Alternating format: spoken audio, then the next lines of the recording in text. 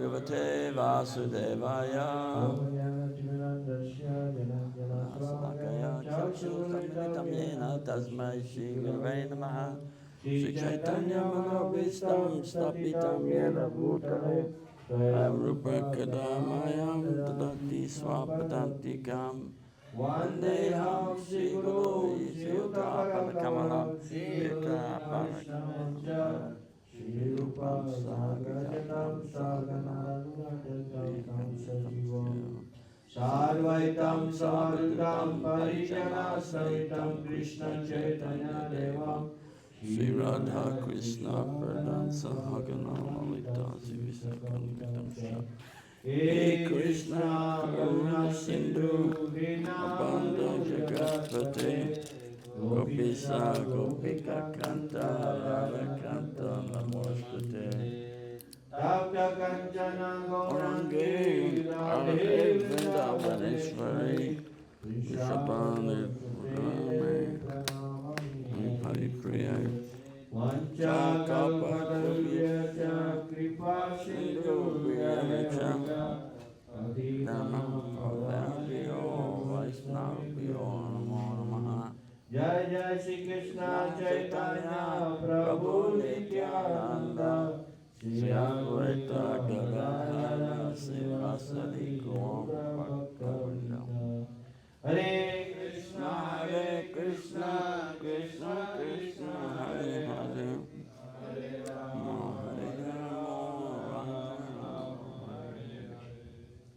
Masih dari sloka 33 saya akan bacakan. Tasman maya arpita sesha kriyatatma nirantara maya arpitat mano puso mayi sanyasta karmana napasyami parabhutam akatu samadasana. Oleh karena itu, aku tidak menemukan orang yang lebih mulia daripada dia yang tidak memiliki ketertarikan selain diriku. Karena itu, tekun serta mengabdikan segala kegiatan dan hidupnya, segalanya kepadaku tanpa henti. So we're on Canto 3, Chapter 29, Text 33. I think this is the 6th day, is it? Yeah. Translation, therefore I do not find a greater person than he who has no interest outside of mine and who therefore engages and dedicates all his activities and all his life, everything, unto me without cessation. And Srila Prabhupada says here, he preached that Krishna is the worshipful Lord, the Supreme Personality of Godhead, and that the interest of his pure devotees is the same as his own. And he says here, for the satisfaction of the Supreme Lord, here it is clearly stated that he who has dedicated his life, all his activities, his mind and soul, everything for the satisfaction of the Supreme Lord is considered to be the greatest person. So what we've been discussing, I'm just going to recap because there's some people here that, and you haven't, where are we? I'm just going to recap that when we talk about this is the process of devotional service, this is the process from Shraddha to Prema.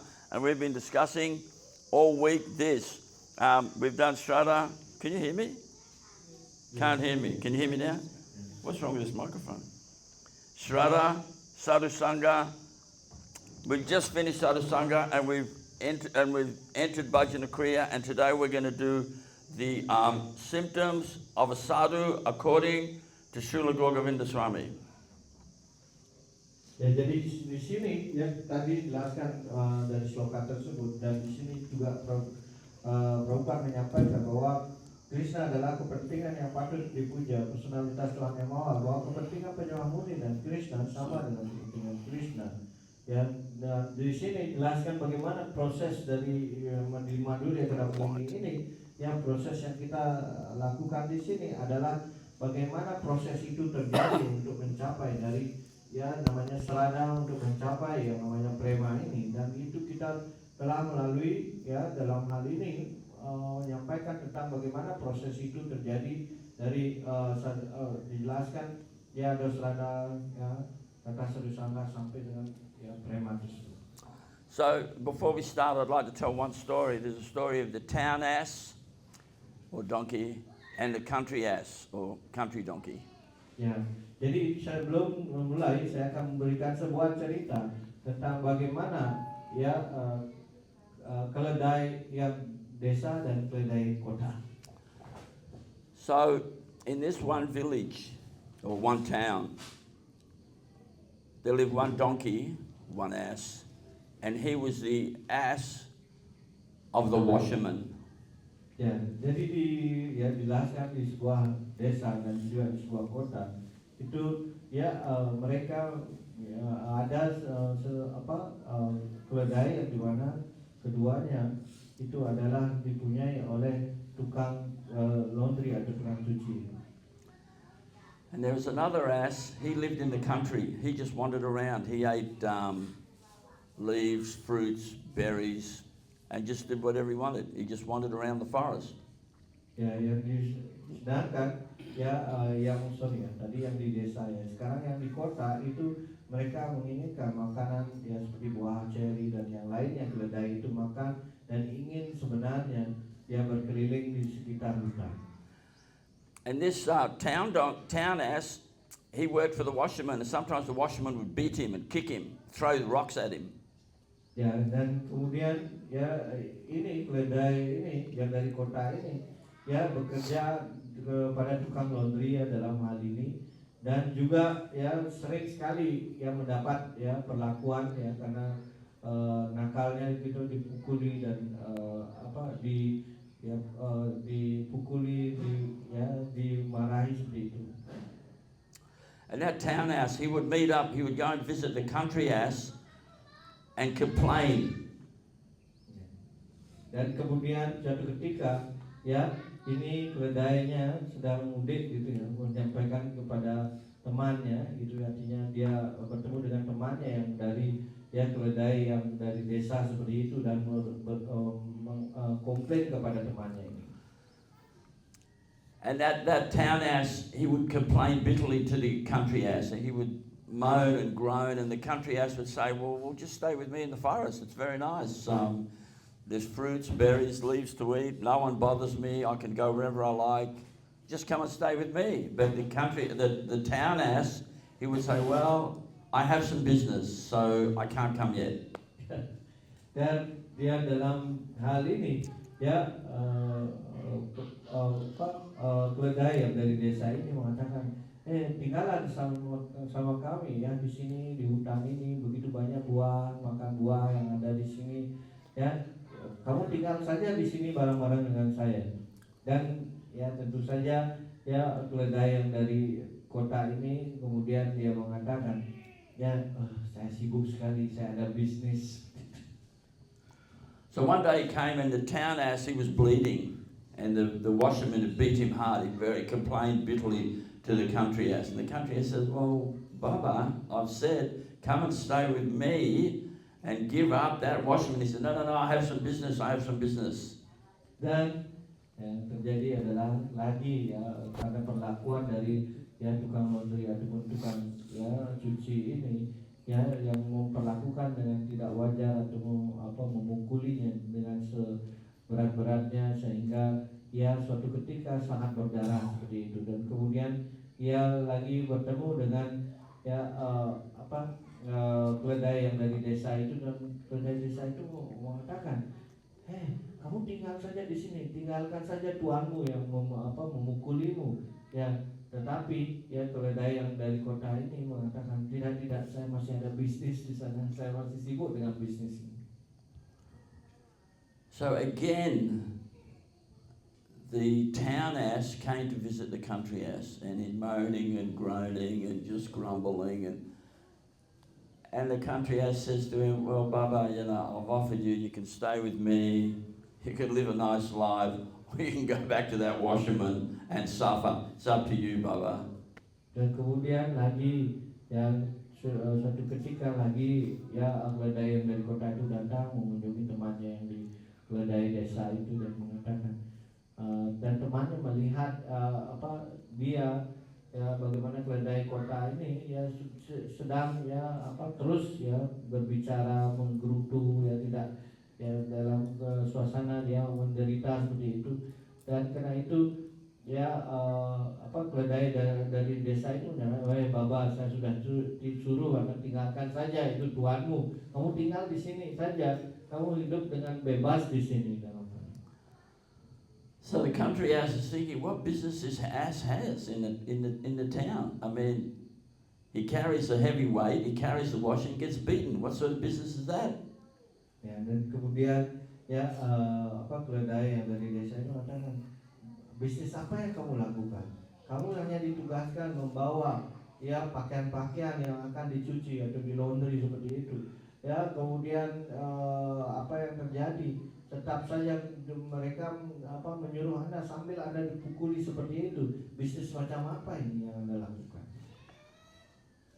So again, the town house comes and he's grumbling and moaning and complaining and making a big scene. And the country house says, well, what business do you have and you can't stay here in the forest? He says, well, just recently, the washerman's daughter, who by the way is very beautiful, right? She was ironing and she burned some of the clothes. And the washerman said, if you do that again, I'm going to marry you off to a donkey. And the town ass said to the country ass, I'm that donkey, I'm the one that's going to marry the beautiful daughter of the washerman. Dan kemudian pertanyaan dari keledai yang dari desa ini, dari bagaimana perlakuan yang diberikan kepada Anda ini, mengapa Anda tidak bisa tinggal di sini, kenapa Anda tidak mau meninggalkan tempat tersebut, bisnis macam apa lagi yang Anda akan sampaikan tentang hal ini. Dan kemudian keledai yang dari kota ini mengatakan, sejatinya bagaimana pada suatu ketika ada putri dari yang tukang laundry ini, tukang cuci ini sedang menyetrika seperti itu, dan ketika menyetrika tiba-tiba yang dikatakan kemudian terbakar karena pun begitu kalau di Bali kemudian itu akhirnya ayahnya menjadi marah. Kalau kamu lagi melakukan pakaian ini, menyetrikanya sampai terbakar gitu maka hangus seperti itu, jadi hangus maka saya akan menikahkan kamu dengan keledai. Dan keledai itu mengatakan, dan satu-satunya keledai itu adalah saya ingin dinikahkan nanti. Saya akan berusaha tinggal di sini untuk dinikahkan dengan dia. Itu alasannya. So every ass in this material world thinks he's going to marry the beautiful woman, and he's going to sail off into the sunset in that boat of eternal happiness. Only in the movies, Baba. Only in the movies that happens. Dan sebenarnya yang terjadi adalah ketika itu Anda memahami sejatinya, karena dalam hal ini dia dijanjikan seperti itu. Sepertinya padahal tukang laundrynya lagi marah sama putrinya seperti itu, dia mengatakan bahkan saya akan berjalan di dalam perahu di laut seperti itu, dan saya akan tinggal di sini meskipun nanti tenggelam seperti itu. That brings to mind another story, not exactly in line with what we're saying, but sort of. There was once a wood chopper. He made his money, he was a lumberjack. He made his money by chopping wood. And one day, he was chopping wood by the river, and he dropped his axe in the river.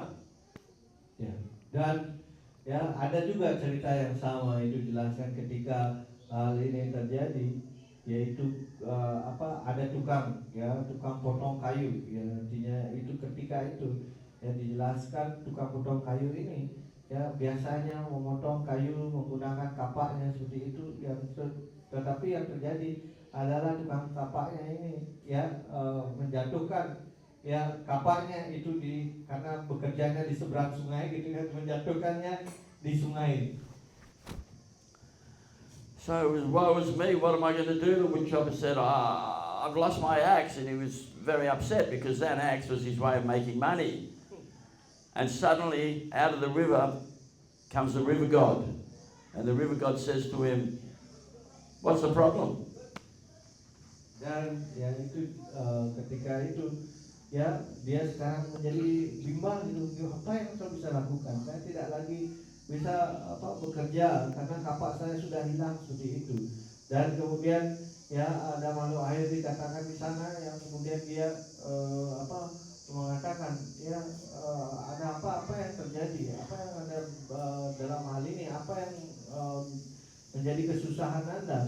Ya dia menyampaikan bahwa kehilangan dari kapaknya seperti itu, apa yang bisa dilakukan. So the woodchopper, the lumberjack, he says, "Well, I dropped my axe in the river, and that's my only source of income, so this is a big problem." So the river god says, "I'll go down, have a look. I'll come back." Dan kemudian ya itu dikatakan seperti apa ya, yang namanya gini ya, seperti apa, tikus yang besar itu kan yang di laut itu, musang kayak gitu. Berang-berang ya, seperti itu dijelaskan bagaimana ya dia mengatakan baiklah saya akan mencarinya dengan kekuatan saya, di mana ya kapak Anda jatuh di laut tersebut. So the river god comes up with a solid gold axe and gives it to him, and he says, "That's not my axe." Dan kemudian tiba-tiba berang-berang itu membawanya, ya tiba-tiba kapak, tapi kapaknya dari emas. Dan kemudian ya tentu saja ya tukang potong kayu ini itu mengatakan kepada berang-berang ini mengatakan, itu bukanlah milik saya, kapak milik saya. So then the river god says, "Okay, I'll go down again." So he goes down, he comes back up with a solid silver axe, and he gives it to him. And the wood chopper says, that's not my axe. Dan kemudian lagi ya berang-berang itu turun dan bawa keluar sebuah kapak, tapi sekarang dari perak yang keluar gitu. Dan kemudian ya tukang kayunya, tukang potong kayu ini mengatakan, ini bukanlah kapak saya, karena ini terbuat masih dari perak, ini pasti bukan saya. So then the wood chopper, he says, "My axe got a wooden handle and a metal blade." And the river god says, "Okay, I'll go and have a look." Dan kemudian berang-berang itu mengatakan, dia menjelaskan kepada berang-berang itu, ya tukang kayu, potong kayu ini mengatakan, kalau kapak saya itu terbuat dari ya gagangnya itu dari kayu, dan kemudian itu dari ya pisaunya ya seperti itu ya, dan pisaunya itu berdali ya stainless seperti itu. Karena itu berang-berang itu mengatakan, baiklah tunggu ya, saya akan mencarinya ke bawah lagi. So then the river god comes back up and he's got the wooden axe with the metal handle, and that's the axe of the wood chopper, and he gives it to him, and the wood chopper says, "Thank you very much." Dan kemudian yang terjadi akhirnya berang-berang itu akhirnya mendapatkan ya kapak yang memang kepunyaannya, yaitu yang terbuat pemegangnya dari kayu, dan kemudian itu dari yang stainless seperti itu. Maka yang terjadi, dia mengatakan, "Oh terima kasih Anda telah mengembalikan, ini memang benar kapak saya." So the river god says, "Well, seeing that you've been so truthful, I'm going to give you all the axes." So the wood chopper's now got a solid gold axe, solid silver axe, and his axe. Dan kemudian ya karena kamu ya orang yang jujur, karena itu lebih baik bawa saja ketiga kapak ini. Ya sekarang dia mempunyai 3 kapak, kapak dari emas, kapak dari perak, dan kapaknya sendiri. So then one day the wood chopper is by the river and he's chopping wood, and his wife is with him and she's stacking the wood. Ya, dan pada saat itu ya tukang potong kayu ini ya dikatakan sebagai sedang melakukan kegiatannya memotong kayu, dan di sana ada istrinya yang sedang ya menata ya kayu-kayu yang akan dipotong tersebut. And she falls in the river and she drowns. Dan kemudian tiba-tiba ya karena ya sebelah sungai seperti itu, dia jatuh ke sungai, dan seperti itu, seperti kelihatan tenggelam seperti itu. So now there's another big problem for the wood chopper, because his wife has just drowned. He's, "Woe is me, what am I going to do, what am I going to do?" The river god comes, says, "What's the problem?" He says, "Well, my wife was stacking the wood, she fell in the river, she drowned. I don't even know where she is." Dan And the kemudian wood and the demigod and and the river god says, well, she was old. And the wood chopper said, yeah, but she's my wife. And the river god said, well, her hair was falling out. And he says, but still my wife. Attachment's a big thing, right? yes, Isn't it? In this world, attachment's a big thing, right? yeah. And then he says, the river god says, her teeth were going black. You know, and the wood chopper said, yeah, but still my wife. Ya. Dan kemudian ya pada saat itu ya karena sedang mengambil dan menata biasanya istrinya mengambil dari sungai gitu ya kayu kemudian menatanya seperti itu ya bolak-balik seperti itu dan akhirnya entah gimana dia mengambil kayu yang agak dalam kemudian dia tercebur di sana dan masuk kemudian ya tenggelam seperti itu dan tiba-tiba dia berteriak ya tukang kayunya mengatakan sehingga berang-berang temannya ini muncul lagi dan kemudian dia menanyakan ada apa sekarang apa yang saya bisa bantu. Oh itu istri saya tenggelam seperti itu dan kemudian bagaimana ya anda saya harus mendapatkannya.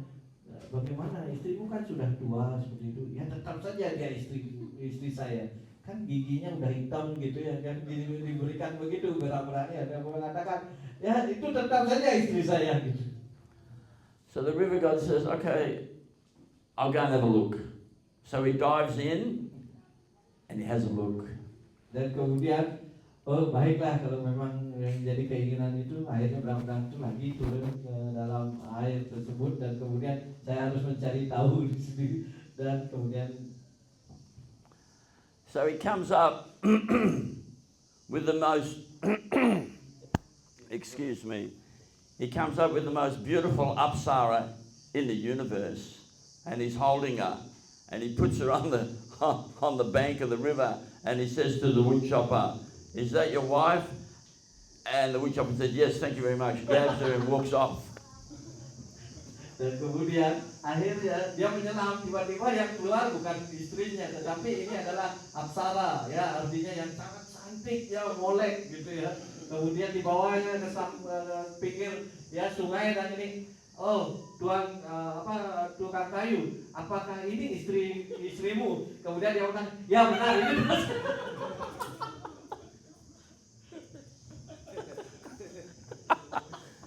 And the river god calls out, hang on. You said your wife was old. You said your wife's hair was, we said your wife's hair's falling out. And her teeth are going black. What's going on? And the woodchopper said, listen, we did this before with axes, right? I ended up with 3 axes. I can't do it again. I can't maintain 3 wives. 1 wife is hard enough to maintain. Dan kemudian mengatakan, ya berang-berang itu mengatakan tadi katanya udah tua, istrinya ininya rambutnya udah putih, kemudian giginya udah hitam gitu. Sekarang saya keluarin ya yang cantik seperti itu, apa yang terjadi? Anda langsung menerimanya. Ya kemudian alasannya tukang kayu itu mengatakan, ya Anda ingat waktu saya kehilangan ya kapak itu. Ya waktu itu Anda menawarkan yang emas, kemudian yang perak, dan kemudian akhirnya baru kapak saya gitu. Kalau saya menolaknya, maka yang terjadi sama. Pertama saya menolak yang emas itu, kapak emas itu, ya nanti datang kapak perak, akhirnya kapak ini dan semua pada akhirnya Anda akan memberikan 3 kapak ini. Karena itu saya lebih baik menerima ini 1 saja, supaya saya tidak menerima nanti banyak lagi istri. Melihara 1 istri saja sudah susahnya minta ampun.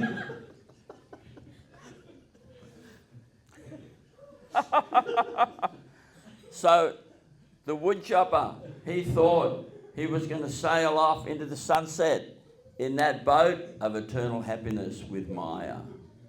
Ya, dan karena itu ya tukang kayu itu mengatakan ya memang hidup dalam keadaan yang material seperti ini itu diibaratkan seperti halnya kita sedang berlayar dengan perahu seperti itu ya di saat ya matahari mulai tenggelam, artinya akan dalam kegelapan.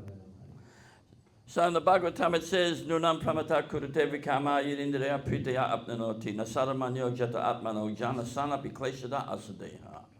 Mahat sevam dharma hovi muktestamo dharam yosidam sangi sangam. This is Lord Rishabdev. What it's saying is, 5th canto of the Bhagavatam, what it's saying is that every living entity is trying to enjoy sense gratification, not just trying to go running madly after sense gratification, right? Running madly like the moth into the fire. Ya seperti jelaskan Doka Nuna Prawata ayat itu ya dalam cerita Rishabhadewa, bagaimana seorang orang material berusaha untuk menikmati hal-hal yang sifatnya hal-hal yang bersifat duniawi seperti itu, dan bagaimana mereka sedang diilusikan oleh tenaga maya dari Tuhan sendiri. And Mahat Sevam Dharma Hobi Muktes Tamo Dharam Yositam Sangi Sangam. If you do not do Mahat Seva, service to Mahatmas, then you will do Yoshit Sangha. You will associate with Maya. In other words, in the words of our beloved Gurudev, Srila Govinda Swami, he said, Yoshit Sangha means sense gratification for a man is woman and sense gratification for a woman is man. If you do this sort of Sangha, Tamodram Yositam Sangi Sangam, the doors to hell are wide open.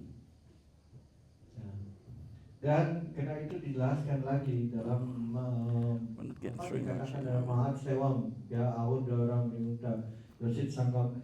Artinya di dalam poin ini beliau menyampaikan bagaimana ya kalau seseorang tidak mau bergaul dengan para Mahatma yang ataupun melakukan pelayanan kepada para Mahatma ini, maka yang terjadi adalah Anda melakukan pergaulan dengan Yosit Sangam.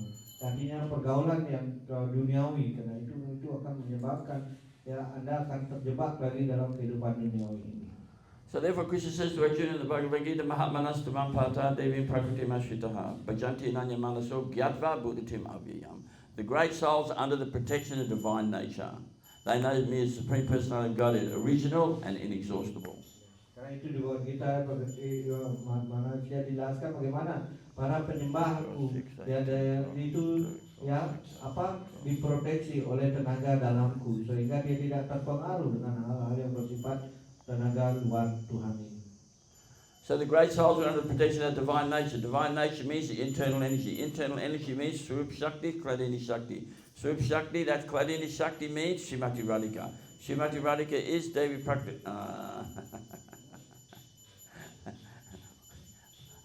Devi Krishnamaya Prakta, Radhika Paladevata. Right, she's the internal energy. She's the direct female counterpart of the Supreme Lord. Ya karena itu sebenarnya para penyembah yang dalam dikatakan penyembah yang agung seperti itu, mereka dikatakan dilindungi oleh Swarup Sakti dari kepribadian Tuhan Yang Maha Esa, di mana Swarup Sakti ini adalah dari energi dari Hiladini Sakti, dan karena itu Hiladini Sakti itu artinya si Radhika, Srimati Radharani, dan karena itu kemudian seseorang ketika dalam hal ini dia menjadi terkena dari dilindungi oleh tenaga dalam Tuhan Krishna, maka dia tidak sama sekali terkontaminasi dengan hal-hal yang sifatnya duniawi. So you can do Mahat Seva, right? You can do Mahat Seva, or Mahatma Seva, or you can do Maya Seva. It's just a matter of what you want to do. If you want to serve Maya, you can serve Maya. If you want to serve a Mahatma, Mahatmanastamam Prata Devim Prakriti Mashritaha, etc., you can do that. But it's just a matter of what you want to do. It's your conscious level of intent. Ya, dari dalam hal ini, Anda bisa memilih yang mana Anda. Apakah Anda mau Mahatma Sewa ataupun Maya Sewa dalam hal ini. Dimanapun, itu tergantung dari keinginan yang Anda ingin capai dalam hal ini. But if you want Maya, Krishna will send Maya. Don't worry. Karena itu juga Anda menginginkan Maya, jangan khawatir. Krishna pasti mengirimkan segera. In fact, a lot of devotees didn't like Gurudev saying this, and the GBC sent Gurudev a letter saying, don't say this. But Gurudev used to say, there's a guru sent by Maya and a guru sent by Krishna. And these are not Gurudev's words, these are the words of Bhaktisiddhanta Saraswati Thakur Prabhupada, right? Ya, karena itu jelaskan ya bahkan itu ya ketika Srila Gurubangga Swami menyampaikan ya suatu pernyataan itu para gebisi mengatakan jangan pernah mengulang hal ini. Ya jangan pernah menyampaikan hal ini. Apakah karena beliau menyampaikan ya guru itu ya dikirimkan oleh Krishna, juga guru dikirimkan oleh Maya. Dan itu sebenarnya beliau hanya mengutip apa yang disampaikan oleh Srila Bhaktisiddhanta Saraswati Thakur. So Gurudev would say, if you're not serious, if you're not sincere, Krishna will say to Maya, and he would sort of move his head like that, as if he's talking to Maya, and say, Maya, send him a Maya guru. Dan karena itu jika Anda tidak serius dalam bakti ini, maka yang Krishna sendiri akan mengatakan, ya kamu akan saya kirim, ya tapi yang saya kirim adalah Maya guru. So this story I'm going to tell now is from World War II.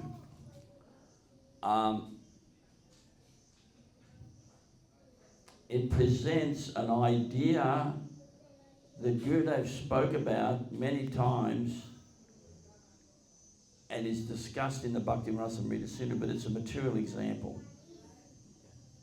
Jadi itu jelaskan ada ya dalam untuk menjelaskan hal ini.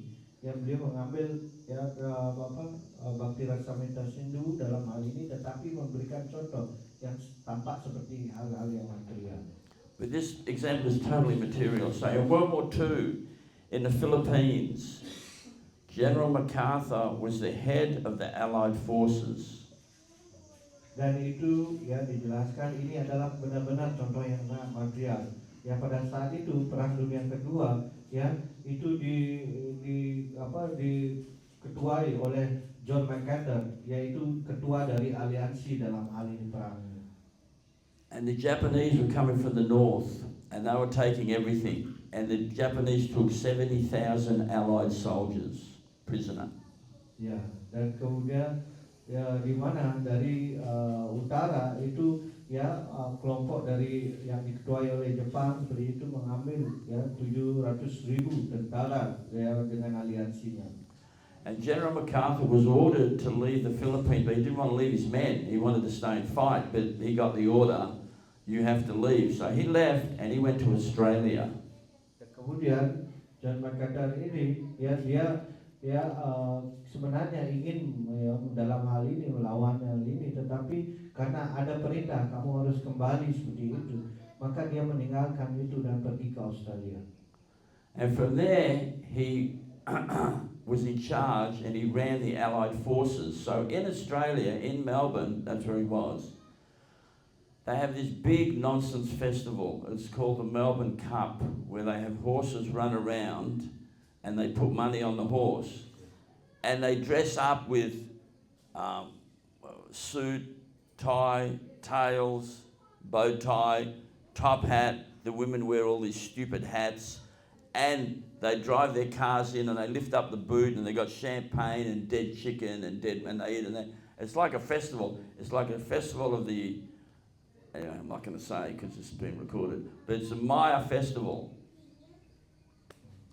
Dan ya kita mengetahui di sana ada festival-festival di mana ya di sana akan ya ada bagaimana ya pada saat itu ya festival yang menggunakan kerbau yang dimana mereka akan ya di sana ada ya acara di mana semua perempuan memakai topi yang aneh seperti itu, dan kemudian juga ya hal-hal yang dikatakan mereka membawa yang minuman sampahnya, kemudian ya seperti juga seperti kegiatan yang pada umumnya ya seperti pesta-pesta di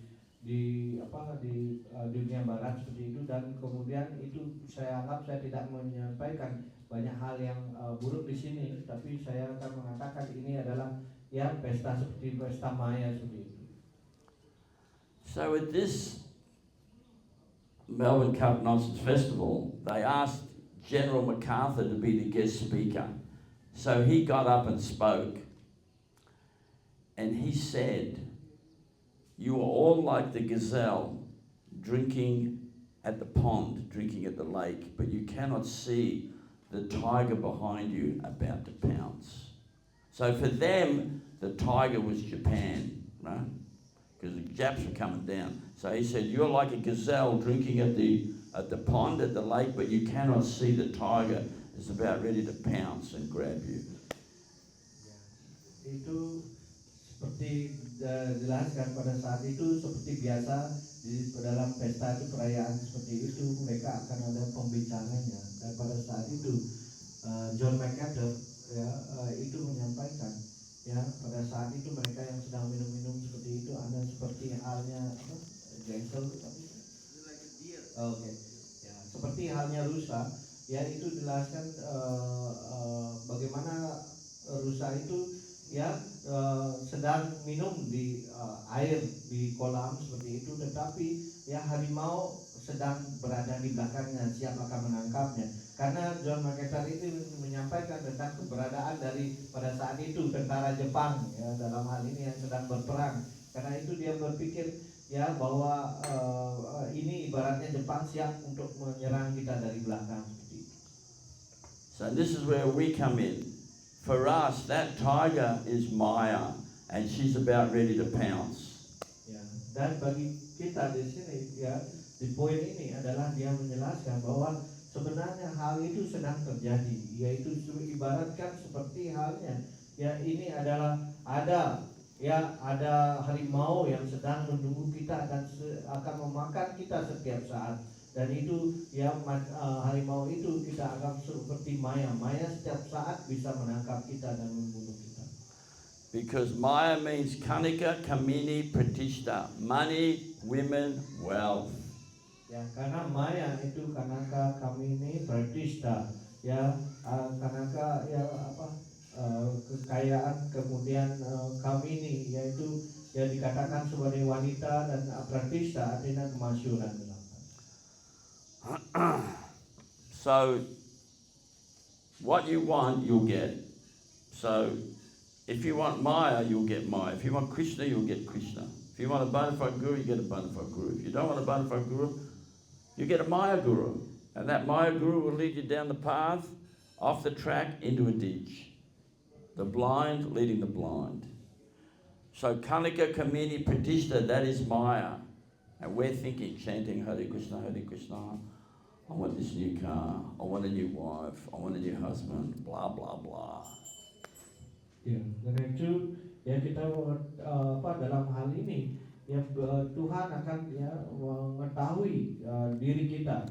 Dalam hal ini ketika Anda menginginkan Maya, maka Krishna akan memberikan Maya. Ketika menginginkan Krishna, maka Krishna akan memberikan dirinya. Pada saat yang sama, ketika Anda menginginkan guru yang dalam Maya seperti yang ingin seperti guru yang seperti itu, maka dikirim Maya Dewi. Kemudian kalau Anda menginginkan guru yang sejati, Anda serius dalam bakti, maka guru yang sejati juga dikirim. Dan seperti itu bagaimana Krishna sendiri mengirimkan sesuai yang diinginkan para penyembah dalam ini yang memuja beliau. So the sadhu comes and he bursts the bubble of our illusion. If we can handle it, then we'll stay. But if we can't, we will leave. Everyone understand that? The sadhu comes to burst the bubble of your illusion. That's the real sadhu. Dan di sana sadhu pada saat yang sama akan pada umumnya akan datang di dalam dikatakan begitu banyak diibaratkan kehidupan Anda seperti seperti buih-buih seperti itu dalam hal ini ketika itu sadhu, jika Anda mau mengikutinya maka Anda akan bisa tinggal dalam hal ini. If you're a brahmachari, it means study the shastra, doing kirtan, collecting alms for the guru, celibacy, bas, that's it. Karena itu seorang brahmachari ia harus mengajari sastra, kemudian melakukan kirtan, kemudian juga memohon untuk dharma dari orang-orang lain untuk kepuasan guru dalam hal ini. And if you're a grihasta, you've set sail in that boat of eternal happiness, and from that point on you suffer. Dan karena itu ya kalau bagi Grehasta ya Anda harus mencari ya kebenaran yang sejati seperti itu. Selain itu Anda harus menerima untuk menderita. If you agree, I'll say it again. You've set sail in you've set sail in that boat of eternal happiness, and from that point on you suffer. And in Gurudev's words, Srila Gurudev Swami, he said, married life means when you finish with married life, you look back, you don't want to do it again, right? Not that, oh, I'll get rid of this wife, get another wife, some so-called grihastas, they're not grihastas, so-called devotees, not devotees, have been married not once, not twice, not 3 times, not 4 times, 5 times. You can't have 5 fire yogis. It's not possible. It's not in our line. So this is not Krishna Das and Krishna Dasi. This is Maya Das and Maya Dasi. Oh, my guru's a great. My guru. I'm the disciple of a great guru. Yeah, but that doesn't mean you're great, Baba. Right? So real Grihasta means he has to suffer. And when he looks back, he thinks, I don't want to do that again. Ever. Not this life or the next. So Gurudev used to say, Brahmacharya life's happy life. Right? Nothing to do. Think of Krishna, work for Krishna, chant Krishna, but go and do books, do kirtan, eat prasad. I mean, and you don't have to pay anyone to do that. You sit there, it all comes. Grihastha life's hard life, very hard life. So Brahmacharya life's a happy life, Grihastha life's hard life. Vanaprast, the difficulty is starting to go. But if you don't go to Vanaprast and you get another wife, I'll give this wife another wife. You think you're happy, you're actually suffering. And your suffering will be like compounded interest. Become bigger and bigger and bigger. Greater and greater and greater suffering. Ya, jadi ya kalau seorang ya dalam mengalami kehidupan grihastha, lalu dia melihat ke belakang, dia pasti tidak akan melakukannya hal seperti itu. Dan kadang-kadang mereka dikatakan ya yang dikenal sebagai yang namanya saja grihastha ataupun yang namanya saja brahmacari seperti itu. Ya, yang namanya grihastha itu jelaskan bagaimana mereka bahkan dalam kehidupan ini mereka tidak hanya menikah. Kadang-kadang mereka menikah setelah cerai seperti itu lagi menikah, kemudian cerai lagi menikah, bahkan itu mungkin sampai 4 kali, tidak hanya sampai demikian, ya bahkan itu sampai 5 kali. Itu bagaimana disebut sebagai seorang grihastha seperti itu? Ya karena itu tidak sebenarnya itu hanya untuk hal kepuasan indria, tetapi ya pada saat yang sama ya kalau seorang di dalam hal ini ya dia benar-benar ingin dia maju seperti dalam bakti ini, dia harus tidak melakukan hal ini, harus mengganti istri berkali-kali seperti itu. Ya, tetapi kita mengetahui kehidupan ya seperti Srila Gurudev Swami mengatakan ya kehidupan ya grihastha ini ya merupakan kehidupan yang sangat sulit. Ya, sedangkan kehidupan brahmacari itu adalah kehidupan yang sangat mudah.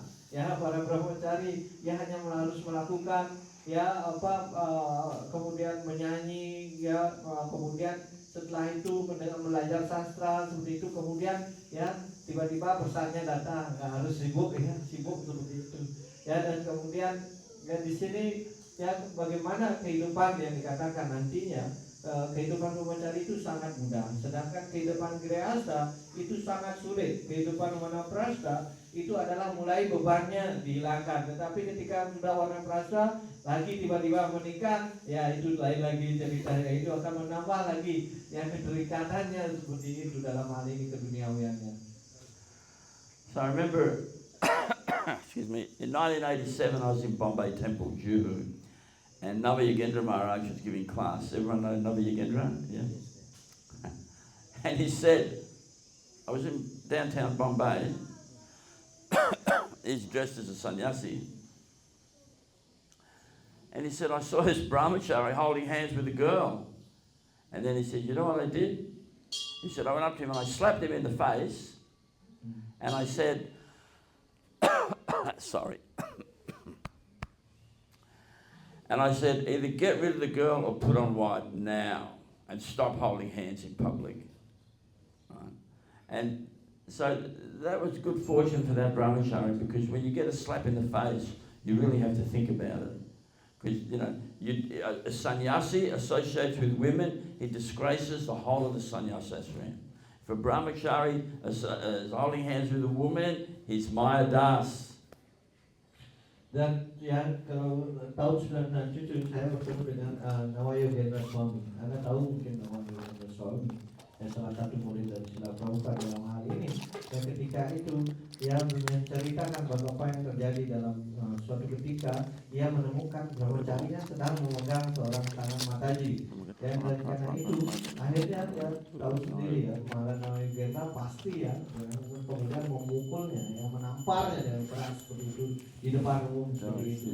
Ya, karena mengetahui hal ini, dan kemudian dia mengatakan ya mulai saat ini ya kamu harus tinggalkan gadis ini, dan pada saat yang sama dan jangan pernah lagi melakukan hal seperti ini ya, dan kemudian Anda ya seperti itu. Dan karena itu Prabunya mengutip di poin ini bahwa seharusnya ya itu hal yang bagus menampar ya seorang brahmachari di depan umum seperti itu supaya kapok ya sebenarnya itu.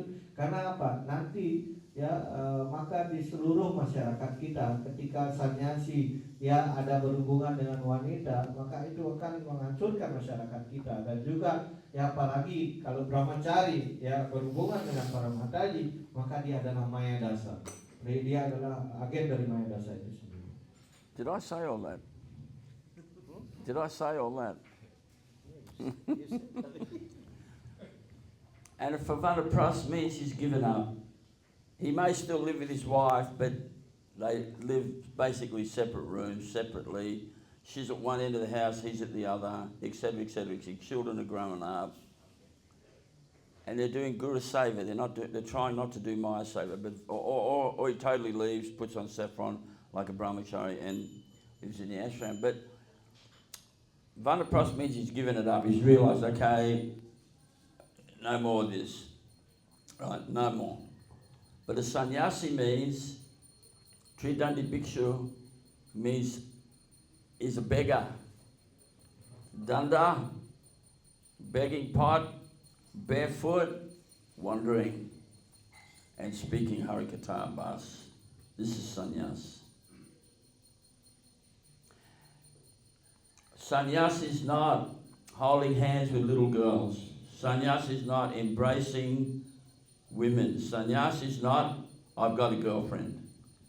That's not sannyas. That's Maya Das.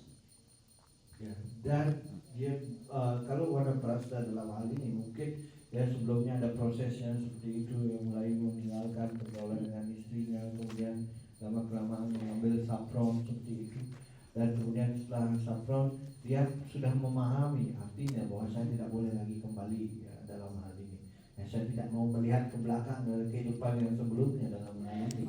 Ya, tetapi kita mengetahui ketika Anda menjadi seorang sannyasi, maka Anda sudah membawa danda, tridandi, kemudian membawa pot, dan kemudian ya dan hanya berbicara tentang Krishna kata, tidak ada yang lain. Bahkan sannyasi jika memegang ya tangan anak kecil wanita seperti itu, kemudian ya dalam hal ini apalagi bergaul dengan wanita seperti itu, maka itu sama sekali ya dikatakan ya itu bukanlah sannyasi. Ya, dia adalah maya juga, maya dasar. So now we're going to try and finish Bhajana Kriya, acceptance of a bona fide Guru. And this is a list of symptoms, characteristics of a bona fide Guru. We gave the list by Srila Sanatana Goswami yesterday. Today we're giving the list by His Divine Grace Shishimad Srila Govinda Swami. Ya, kemarin sekarang kita bicarakan Bhajana Kriya. Dalam Bhajana Kriya ini bagaimana mencari ya guru yang bona fide dalam hal ini ya. Kemudian di sini ya kemarin kita sudah membahasnya dari Wiswana Chakravarti Thakur, tetapi ini kita akan mengulangnya ya kualitas seorang yang pengajar ataupun guru yang bona fide menurut Srila Govinda Swami Maharaj. So number one symptom, ciri pertamanya, he must be merciful. yang pertama ya satu yang dikatakan ya guru yang bona fide itu pasti penuh karunia. not merciful to you and not merciful to, or not merciful to you but not merciful to you, not merciful to her but not merciful to her. No, mercy is for everybody. This is real sadhu. So he said three things about this. He said, Guru's Murtiman Krishna Prasad, Bhagavat Kripa Murti, Krishna Kripa Srimurti. The mercy of Krishna has formed a body. That is Sri Guru.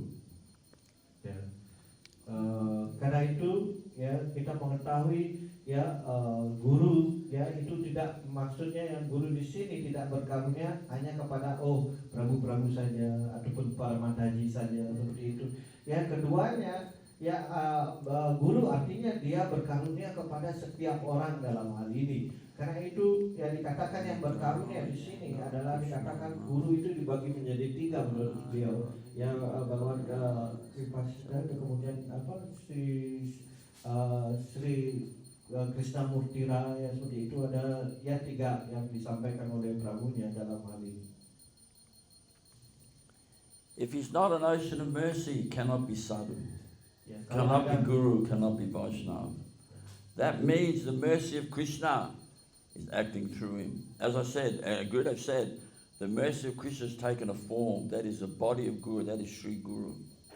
Ya, karena itu dikatakan ya sebenarnya si guru haruslah berkarunia. Ya jika tidak dikatakan berkarunia itu tidak akan mungkin ya dikatakan si guru karena sebenarnya ya bentuk karunia Krishna itu kemudian karunia dari Tuhan Krishna itu kemudian berbentuk dalam wujud dalam si guru.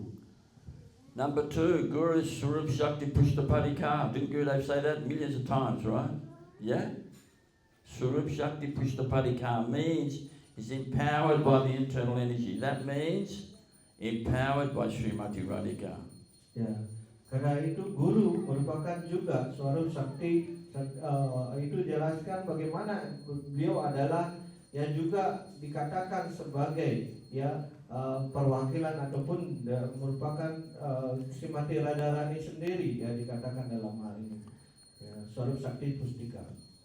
So yeah, number two, Swarup Shakti Pushtapadika, empowered by the internal energy of the Lord, nourished by the internal energy of the Lord. Otherwise, what is your guruship? Ya. Karena itu seseorang harus ya mendapatkan berkat ini Swarup Shakti Pusti Nakala, yaitu artinya bagaimana harus mereka mendapatkan ya bagaimana karunia dari Srimati Radharani dalam hal ini. Jika tidak dalam hal ini maka bagaimana dianggap seseorang mengambil yang peran sebagai guru dalam hal ini.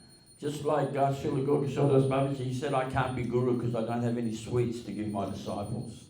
Ya, karena itu ya Sila Gaurkishore Das Babaji Maharaj mengatakan, saya bukanlah guru karena saya tidak memberikan ya manisan kepada murid saya, tidak mampu memberikan manisan bahkan kepada murid saya. Jadi saya tidak dikatakan guru. Just like Gurudev would always say that the guru may speak very nice words to you, but one day he may grab your ear and slap you in the face. Then you'll get the shock of your life. Then you might think, oh, I don't want this guru. Ya, dan karena itu sering dikatakan bahwa guru dalam hal ini harus sangat berkarunia kepada saya. Tetapi ketika ada guru yang mau menampar seperti itu, ya cukup keras seperti itu, maka yang terjadi kita, ini bukanlah yang guru dikatakan dalam sastra. Saya tidak mau guru yang seperti ini. Number three, Mukunda Presta. Mukunda Presta means very dear to Lord Mukunda. Lord Mukunda means he who gives liberation from the anxieties of this material existence to the devotee. Ya, yang ketiga ini Mukunda Presta, artinya beliau yang memberikan pembebasan dalam hal ini. Ya, pada saat yang sama beliau bisa yang menghilangkan semua kecemasan kepada para penyembah. And number four, Gaura Priyajana. Gaura Priyajana, excuse me, means he's very dear to Lord Chaitanya. I mean, you can say, I'm dear to Lord Chaitanya, but when's the last time you spoke to him? And when's the last time he answered you back? Where's the reality in that statement? So yeah, Gaura Priyajana means very dear to Lord Chaitanya. Yeah.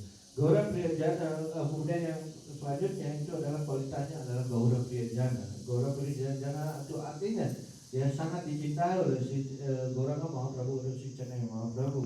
Dan mungkin saja kita bisa mengatakan diri saya, saya orang yang sangat dicintai dicintai oleh Mahaprabhu. Tidak, kita harus melihat apa yang di belakang dalam hal ini. Kenapa sangat dicintai oleh Chaitanya Mahaprabhu dalam hal ini. So Gurudev would quote this verse regularly: Acharya Dhammam Paracharya Vishnu, Vichara Titani Vichara Vedant, Vinana Gaurav Parapriya Sevam Vedadi Dusprapya Padam Vedanti. That you may do your Vanashram, you may worship Vishnu in the temple, you may do Tirtha, you may do so many things. But if you do not worship and serve the dear devotees of Mahaprabhu, you'll never enter into Braj and the pastimes and service of Radha Govinda. You'll never understand it. So you must do service to that Gaurapriya Jana. And that Gaurapriya Jana is a living sadhu. He's here, you can touch his feet, you can pay dandavats, and you can say, what service can I do for you? That means you have to meet him, serve him, associate with him. That means Prasanga Rupa Seva, Paricharya Rupa Seva. That means when that sadhu, that great personality speaks, we are sitting at his feet listening. And we also serve the body of that sadhu and the needs, right? Because you can't always do that because that sadhu's not always here. They come and go.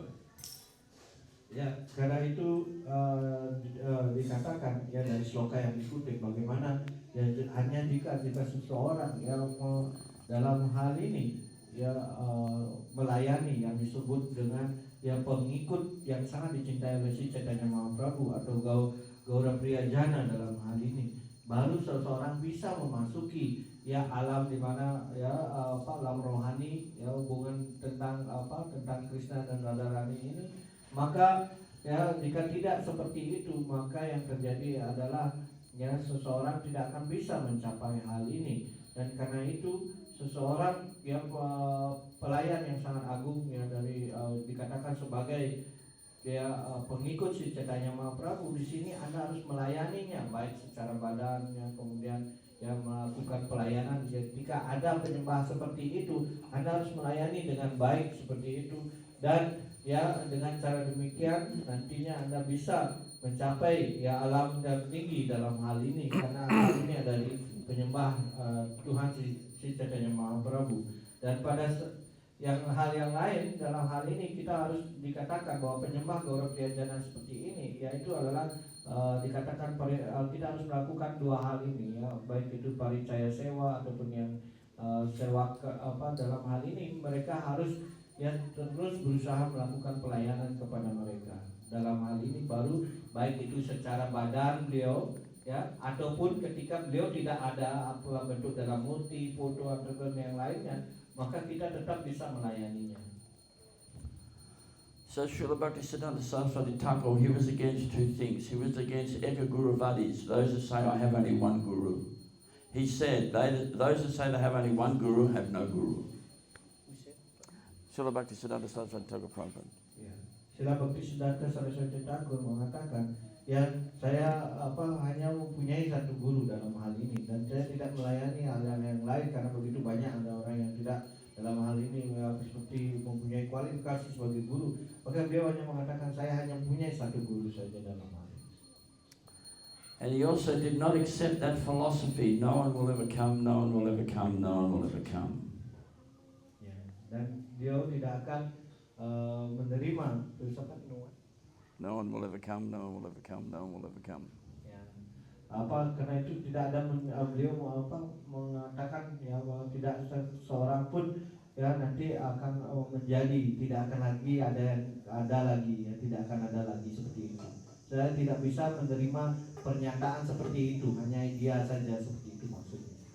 Srila Bhaktivinoda Thakur in the 7th chapter of the Jivadhamma, he says the powerful sadhu is always there, but Kali Yuga, people in Kali Yuga are very sinful, therefore they cannot recognize a sadhu. Understand, but that powerful sadhu, that powerful Vaishnava is always there, but you cannot see him. Srila Narahari Thakur Sakara in his Sri Krishna Bhajanamrita says the same thing, and our beloved Gurudev Srila Govinda Swami said, powerful sadhu is always there, powerful sadhu is always there, powerful sadhu is always there. And there's one thing we have to be very careful of. We cannot see things in terms of money, followers and buildings, because Gaura Das Babaji built no temples, wrote no books, had no money, It was a Paramahamsa. Iya. He was such a great personality that Bhaktivinoda Thakur practically forced Srila Bhaktisiddhanta Saraswati Thakur to take initiation from him. Ya, dari pernyataan tadi Bhaktisiddhanta, maka kita harus mengetahui bahwa ini ya merupakan maknanya seperti halnya ya, seseorang harus menerima dari kitab suci, bagaimana dijelaskan oleh Bhaktivinoda Thakur juga bahwa sadhu selalu ada, tetapi karena dosa yang sangat begitu besar dalam hal ini, ya maka dia tidak mampu melihat siapa itu sadhu dalam hal ini di zaman Kali Yuga ini. Dan juga seperti ya disampaikan oleh Si Narahari Thakur dalam Siksamrta Bhajanutta, ya dalam hal ini ya itu beliau menyampaikan ya bagaimana juga ya seseorang tidak seorang sadhu itu tidak bisa dilihat dalam hal yang diukur dengan kekayaan, hal-hal yang sifatnya duniawi seperti itu. Tetapi ya diberikan contoh, dan juga Sila Gorgone Swami juga menyampaikan dalam hal ini ya, kalau Anda melihat dari hal-hal material ini ya, nama besar ataupun ya kekayaan yang dipunyai dan yang lainnya, maka Anda jangan lupa bahwa ada Gaura Kishora Das Babaji Maharaj yang tidak membangun tempel, tidak mempunyai tempat seperti itu, tetapi beliau adalah seorang sadhu. Karena itu kita harus sangat berhati-hati di sini untuk bisa dalam hal ini tidak melakukan kesalahan, karena ya ada sadhu yang kita tidak dapat mengerti ya bagaimana dalam hal yang luarnya, tampak luarnya sendiri.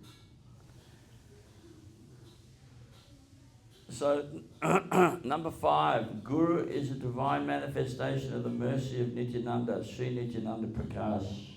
Dan kemudian yang nomor 5, guru dikatakan adalah sebagai ya bentuk karunia dari si Nityananda atau dikenal dengan Nityananda Prakash.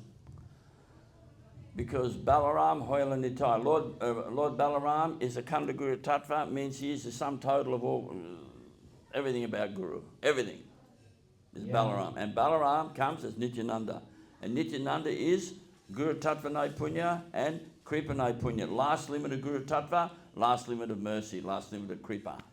Ya, dan karena itu beliau menyampaikan bahwa ya beliau sebagai ya personifikasi dari karunia dari ya Nityananda Balaram sendiri ya, karena itu kita mengetahui Balaram Holo Nitai ya seperti itu, karena kita mengetahui Nityananda ini ya adalah tidak berbeda dari Balaram ini, dan kita mengetahui Balaram merupakan ya kesimpulan dari semua guru tatwa ini dalam poin ini, dan itu dijelaskan bagaimana ya beliau ya sangat ya dalam hal ini berkarunia, dalam hal ini ya beliau merupakan ya bakti naipunya, yaitu artinya last limit ya, artinya sebagai batasan akhir dari guru tatwa dan juga sebagai karunia dari Tuhan sendiri. So Lord Nityananda is Guru Tattva Naipunya, Kripa Naipunya, last limit of Guru Tattva, last limit of Kripa. And Mahaprabhu is Bhakti Naipunya, last limit of Bhakti. And together they came, and in the words of Srila Bhaktisiddhanta Saraswati Thakur Prabhupada, in the first part, the Adikand of the Chaitanya Bhagavatam, in the first chapter, in the first verse, in his commentary, he said, Nityananda Thakur and Sri Chaitanya Mahaprabhu came as Jagat Guru Acharyas to deliver the fallen conditioned souls in this world and as the crest jewels of the twice-born Brahmins. Ya, karena itu ya kita mengetahui soalnya tadi dijelaskan ya, Guru Naipunya, artinya dalam Bhakti dan Kripa ya Naipunya, artinya dalam hal ini ya Nityananda ini adalah personifikasi dari ya batas akhir dari ya guru dan juga dalam hal karunia dari Tuhan Sri Krishna. Sedangkan Bhakti Naipunya itu sendiri adalah si Gauranga Mahaprabhu, dan karena itu ya dijelaskan bagaimana ya dengan kehadiran beliau ya segala sesuatu ini dalam hal ini ya seseorang bakti itu hanya bisa didapat ya karunianya ketika Anda memuja Nityananda Prabhu dalam hal ini. So number 8 is Guru is Radha Priya Saki, Radha Priya Dasi. Yang kemudian nomor 8 beliau adalah Radha Priya Saki ataupun Radha Dasi dalam hal ini. In the general rule is the acharyas in our line, many of them a Manjari Bhav. Oh, he said Manjari Bhav, must be a Sahaja, isn't it? That's the, in some temples that's what they say. But if you study the books of the Bhaktivedanta Thakur, Bhaktisiddhanta Saraswati Thakur, Narottam Das Thakur, Vishwanath Chakravarti Thakur, the mood of many of the acharyas in our line is Manjari Bhav. They are Manjaris. From that world, highest form in that world is Manjari, female. The highest form in this world, no offense, is male. Therefore the acharyas are male. But their original form is Manjari. Therefore Radha Priya Saki, Radha Priya Dasi, intimate maidservant of Srimati Radhika, intimate friend of Srimati Radhika. Therefore one has to be very careful committing an offence in this world, especially to such an advanced soul, such an advanced personality, because Aparad also means upper against Radharani, because she sends her men, her Radha Dasis, her Radha Priya Sakis, Radha Priya Dasis, she sends them here as a chariot and they preach. Ya, dan karena itu ya sebenarnya ya dikatakan bahwa seorang penyembah Tuhan yang dalam garis perguruan kita yang pada umumnya mereka adalah sudah mencapai manjari bawah. Manjari bawah artinya sebenarnya adalah ketika ya mood yang harus dikembangkan ya, tetapi ya itu hanya baru kata-kata, itu banyak yang menyampaikan oh dia dalam manjari bawah ataupun seperti itu. Ya saya mohon maaf ya, tidak seperti itu dalam hal ini. Ya yang dimaksud manjari bawah adalah suasana hati yang ada di dunia rohani. Ya guru kerohanian ya, mereka yang juga pada saat yang sama ya punya merupakan manjari dalam hal ini ya, mereka juga yang kemudian diturunkan ya dalam bentuk acarya seperti itu ya, baru dapat dikatakan bahwa mereka sebagai yang mempunyai ya suasana hati seperti para manjari ini atau manjari bawah. In some temples, and this sounds political, but in some temples if you say Radha Bhav, Gopi Bhav, Shaki Bhav, Manjari Bhav, they think you need counselling. You need assistance. But in the Chaitanya Charitamrita, Krishna Kaviraj Goswami says Mahaprabhu's in Radha Bhav. Radha Bhav is Suvalitam. So Krishna Kaviraj Goswami needs counselling. No, we need counselling, Baba, because we're so covered over. We are so lost. We do not understand the Siddhanta. And the bubble of our illusion has not yet been burst. Therefore we think, oh, this is no good. Radha Bhav, Manjari Bhav, Saki Bhav, Radha Bhav.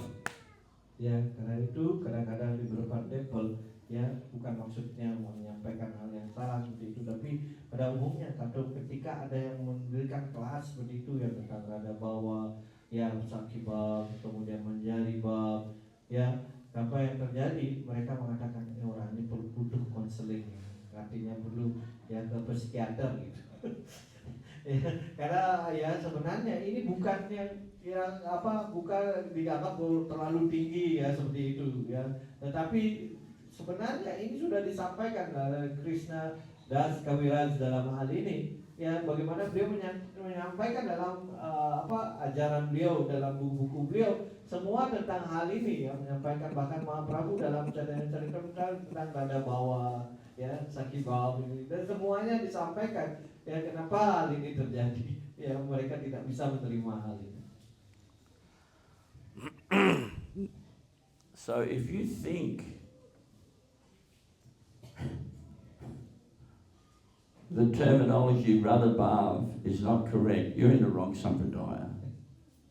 Dan karena itu ya, jika Anda menganggap orang-orang seperti itu yang mengatakan ya baru berbicara Radha Bhawa, ya ada kata Radha Bhawa itu Anda tidak berbahagia, yuk Anda sebenarnya masuk di sampradaya yang salah. And ultimately, point number 7, Guru must be Premi Bhakta, means he must be a Premi Bhakta on the topmost level of Prem, and then he can give Prem to the disciple. Of course, under the instructions of the Guru, it may take lifetimes to develop that Prema, but at least we're on the conveyor belt of Bhakti and we're going forward, we're moving along, we're going through these stages. Ya, karena itu yang pertama kita harus mendapatkan ya guru yang dikatakan sebagai Premi Bhakta, yang dimana guru itu sudah mencapai tatanan rohani, yang mencapai prema seperti itu. Dan ketika itu saja, ketika Anda mendapatkan guru seperti itu, mungkin diperlukan bukan hanya satu kehidupan ini untuk bisa berbulan, ya, tetapi Anda ingin mungkin mendapatkan kehidupan demi kehidupan, tetapi Anda harus terus berjalan untuk maju, untuk mencapai yang namanya tataran yang tertinggi, yaitu prema ini. So we've almost completed Bhajan and Kriya, and then we'll go on to Anata Nivritti another day. So I just want to make 4 more points. Jadi kita sudah bicara tentang Bhajan dan Kriya. Nanti kita akan membicarakan tentang Anata Nivritti. Tapi sebelumnya saya ingin menyampaikan pada poin yang sangat penting. So when Guru Maharaj was on the planet, we used to ask him a lot of questions. I mean, he gave class in the morning, in the afternoon, in the evening, there was darshans. It was like non-stop. So in one darshan, one disciple said to Gurudev, Gurudev, they're saying that some of the gurus are saying to their disciples that you don't have to follow all the principles because it's Kali Yuga and it's very difficult and don't worry about it. Ya, ketika Srila Gauranga Swami masih ada di planet ini, ya, pada saat itu kita para penyembah selalu bertanya kepada Gauranga Swami, ya, karena itu yang terjadi adalah pagi kelas, siang kelas, malam kelas, ya, kita sebut dalam hal ini.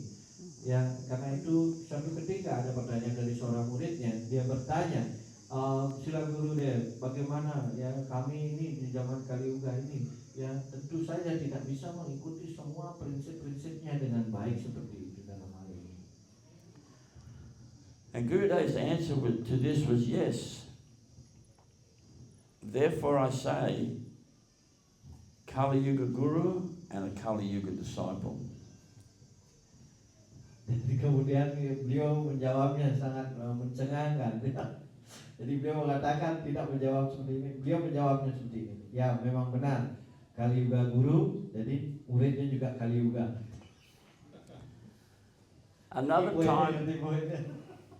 Another time they said to Gurudev, they're saying when the gurus and the sannyasis fall down, it's lila. So, ya, kemudian ada juga yang bertanya, Gurudev, ketika guru ya mengalami kejatuhan secara spiritual, apakah ini dapat dikategorikan sebagai lila? And Gurudev said, yes, when they fall down, it's lila. It's stool eating lila. Dan kemudian ya, itu lila, tapi itu adalah lila makan kotoran. It's Gurudev's words, not my words. Itu sudah Gurudeva Swami yang ngomongnya, bukan kata-kata saya seperti itu. You can hear it on the recording. I'm not making it up. Ya, kalau jika Anda tidak percaya, Anda coba dengar di yang kelas-kelas yang sudah direkod itu ada yang seperti itu. So then another time, one disciple said to Gurudev, Gurudev, he didn't really mean it for him. He was just saying it as a general thing, but he said it as if it was for him. He said, Gurudev, can I be a guru? Dan kemudian ya sebenarnya bagaimana dengan Gauranga Swami lagi ada yang menanyakan, ya Gurudev, bisakah saya menjadi guru? It's a big thing now. Everyone wants to be guru, right? Yeah. A big thing. I'll be guru. Ya. Jadi itu adalah hal yang sangat besar untuk dikatakan hal yang serius, maksudnya itu untuk bisa menjadi guru dalam hal ini. Jadi pertanyaannya seperti itu. Understand these 7 points and then see if you want to be guru. See if you're fit. Because if you're not fit, don't be guru. Because if you're not fit, you'll be cheating. And cheat, Kaitava Dharma Guru Maharaj used to talk about. Right? There's Kaitava Dharma cheating. And cheating gurus, millions of cheating gurus. So if you want to be guru, understand these 7 points. If you can't understand them, do something else. I don't know, get a job in a bank or work at a fruit shop or something. Jadi itu dijelaskan ya, jika Anda ingin jadi guru, Anda harus ingat 7 poin ini yang beliau menyampaikan dalam hal ini. Jika Anda tidak mampu ya melihat kualifikasi ini atau tidak ngerti apa yang disampaikan, apa itu kualifikasi guru, ya lebih baik jadi tukang jual buah atau yang lainnya pekerjaannya, ya jangan ambil pekerjaan jadi guru. So, kita bawa guru ya, sebagai kita guru ya dalam poin ini, ataupun guru yang menipu dalam hal ini. So this disciple asked Gurudev, "Can I be guru?" And Guru Maharaj said, Ya. Karena itu dikatakan sebagai ya ketika Guru Swami menyampaikan ya apa gua sebenarnya kalau pertanyaan kepada Sila Guru Swami lagi diulang, apakah saya bisa menjadi seorang guru? So Gurudev's answer was, yes, you can be guru, but first get yourself to that world. Get there, then come back here and be guru and preach. And that encapsulates the 3 songs of Srila Bhaktivinoda Thakur in the Gita Mala, 16 songs, 16, 18 and 19. Those 3 songs are encapsulated in that one statement of Gurudev. Bhaktivinoda Thakur says it in three songs, and Guru Maharaj says it in one statement. Yes, but get yourself to that world, then come back here and preach and be guru. Ya, kemudian dijelaskan oleh Sila Guru Govinda menjawabnya, jika kamu bisa jadi guru, tapi kamu harus kembali dulu ke dunia rohani, kemudian turun lagi baru mengajarkan dalam hal ini. Ya, dengan itu sebenarnya itu sudah disampaikan oleh Bhaktivinoda Thakur dalam Gita Mala, ya di dalam 3 lagunya di dalam Gita Mala itu. Dan kemudian yang pada saat yang sama yang terjadi adalah hanya Guru Govinda Swami mengutip satu kata itu, ya Anda kesana dulu baru ke sini, dengan dari 3 lagu itu dikatakan dalam satu pernyataan. So Gurudev would say, he would always say, why are you trying to deliver others? You haven't delivered yourself. You haven't delivered yourself and you're trying to deliver others. How can you do it? It's not possible. He would say, how can you give someone $1 million if you haven't got $1 million? You've only got $100. You can't do it. It's not possible. Ya, karena itu ya beliau mengatakan bagaimana Anda mungkin menjadi guru, ya seperti itu, bahkan untuk menyelamatkan diri Anda saja belum tentu Anda bisa seperti itu. Bagaimana mungkin ya orang yang tidak bisa menyelamatkan dirinya bisa menyelamatkan orang lain? Ya seperti halnya ya seorang yang punya uang $1 ya ingin memberikan orang lainnya $100. Gimana caranya orang dia punya $1? Gak mungkin dia memberikan $100. Anda harus punya $100 dulu baru bisa memberikannya kepada ini. Karena itu ya Anda harus yang punya kualifikasi ini baru yang Anda bisa jadi guru. So we've gone a bit over time, I think. Today is actually Lalita Saptami, the appearance of Srimati Lalita Devi, and Lalita Devi, Srimati Lalita Devi in this world was Swarup Damodar Goswami, but maybe we can talk about her later. So, Dandavat everyone, Vaishkapati Vishya, Kripsa Devya Vichapati Nampavan Bila Vaishnava.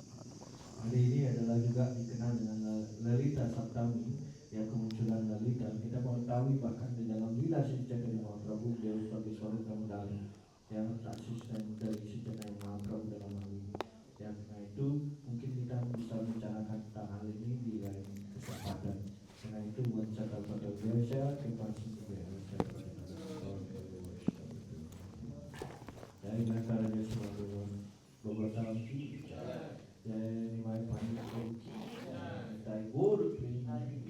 Srimati Lalita Devi ki, Bali Dvipa ki, Bali Yatra ki, Srila Gurudev ki, Srila Prabhupada ki, Sambheda Bhaktivinoda ki, Nitai Gaura Premanand.